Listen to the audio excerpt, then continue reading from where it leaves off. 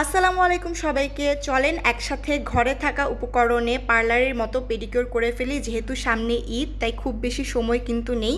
আর এই হলো আমার আফটার রেজাল্ট। আমার পায়ে কিছু দাগ আছে, ওগুলা যদি আপনি স্কিপ করেন তাহলে আপনি বুঝতে পারবেন যে কতটা পরিমাণে পা ফ্রেশ হয়ে গেছে, একদম পার্লারের মতো হয়ে গেছে।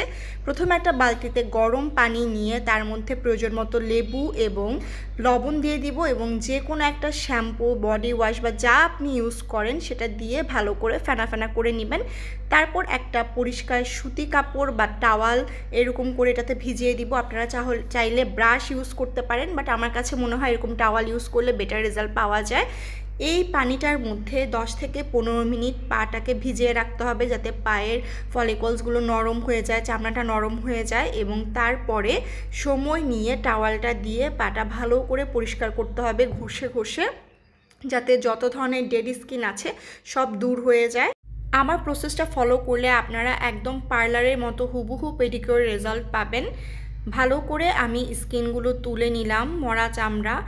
যেহেতু অনেক দিন ধরে পেডিকিউর করা হয় না, তাই আমার পায়ের অবস্থা অনেক খারাপ। এই যে আপনারা দেখতে পাচ্ছেন কি পরিমাণ মরা চামড়া উঠেছে পা থেকে।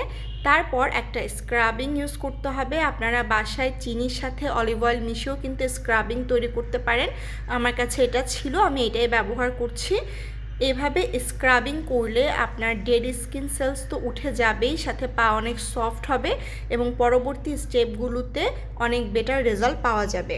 যারা এতগুলো টাকা খরচ করে পার্লারে গিয়ে পেডিকিউর ম্যানিকিউর করতে চান না, তারা বাসায় এভাবেই করে ফেলতে পারেন।